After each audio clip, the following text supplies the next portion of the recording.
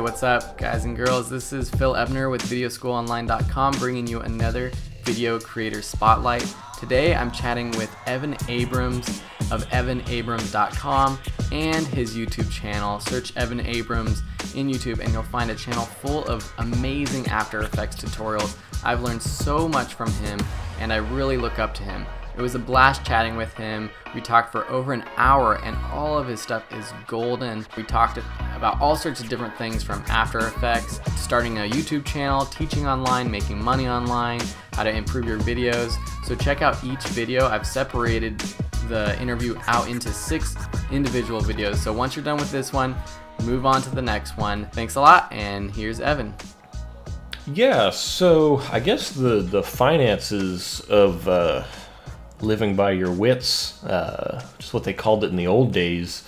One thing that I tell people is to avoid calling themselves a freelancer, just because that title, though it indicates what you do, it is not as complimentary a term. It's actually sort of a derogatory term from back in the day. It's like oh, you're a professional hobo. You wander into, oh, you have like a shared desk somewhere or something.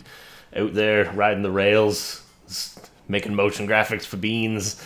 It's an odd sort of distinction. So if someone is a freelancer out there, I recommend that you start calling yourself, I don't know, motion graphic designer. Just call yourself what you do, and sort of brand yourself that way. In terms of what I do to put Cheetos in my stomach,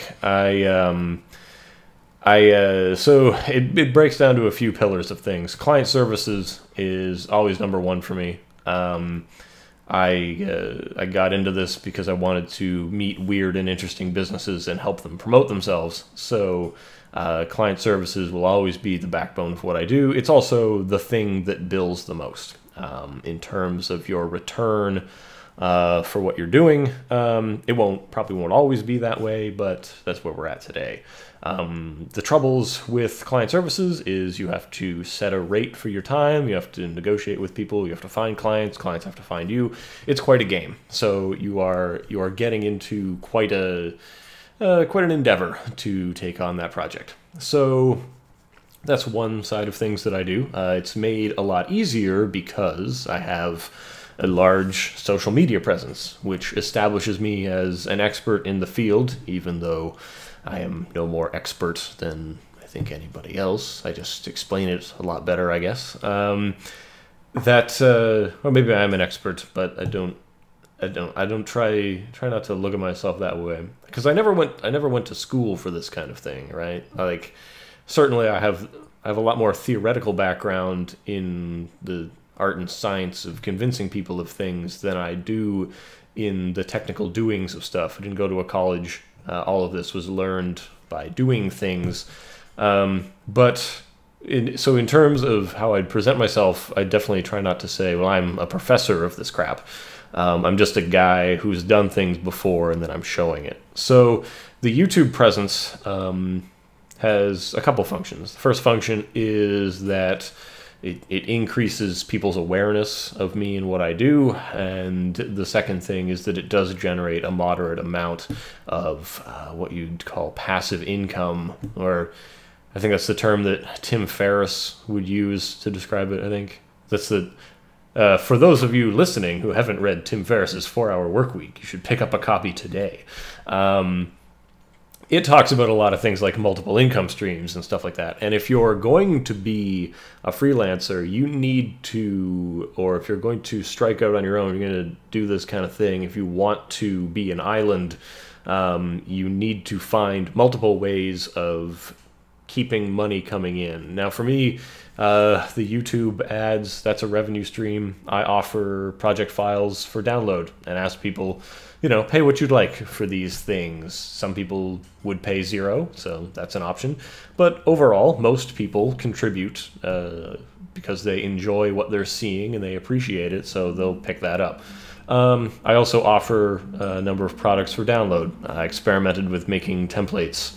That stopped happening because I got way too busy to do that. But that was at one point a very viable thing, and that stays, right? So you create a thing once and you sell it multiple times. You don't need to invest any more time, and over time, the amount of time that you've invested into it starts to pay more dividends down the road. So let's say it takes you 40 hours to create a template or whatever you're making. You don't know the return on that investment until all of the sales have kind of happened and you've died. So because it'll be with you for the rest of your life, those digital products will always last. So the idea of digital classes is right up there, that it's a class that you can put up once, that content is always there. It'll continue selling as long as it's relevant and it's promoted. So those are products, and specifically digital products, are great because they can be multiplied infinitely and sold in perpetuity. And I don't know, do you have any other questions about those kinds of things? Are you doing any online courses outside of YouTube? Yeah, so you can find one of my courses on a company called Skillshare, and I'm working on one for another company. The website isn't launched yet, but it's going to be called getfilming.com. Excellent people out of the UK. These are groups that basically came to me and said, we have an online learning platform. Could you make a tutorial for us to sell? And then we worked out contracts about how that'll go. I'm trying to think. I produce content for a company called Premium Beat. They sell mostly audio, so music and sound effects, but they also have a large community there that they want to support with tutorials on After Effects and places that use their products. So they want to build out that community, so they hire bloggers and such to produce content on a piecework basis, which is also good. Anyone who is an expert has knowledge within them that can then be monetized, even if you don't have the ability to basically generate traffic. Someone else can generate the traffic and you can give them content, right? Anyone who is a large supplier of content, like aetoots.com, they solicit for content all the time. They're a difficult nut to crack, but anyone who has quality content can go there and have them purvey it for them. When it comes to things like selling online courses, there are many options. Udemy is one of them, and they're pretty good. There are many different platform types, and I guess folks just have to consider which one is best for the style that they want to do. So I think Udemy is like a marketplace, right? So people have tutorials among others, which is great because it's going to put your stuff in front of an audience already. And a lot of people, their biggest question is, well, I don't have an audience. How do I stop yelling into the void, right?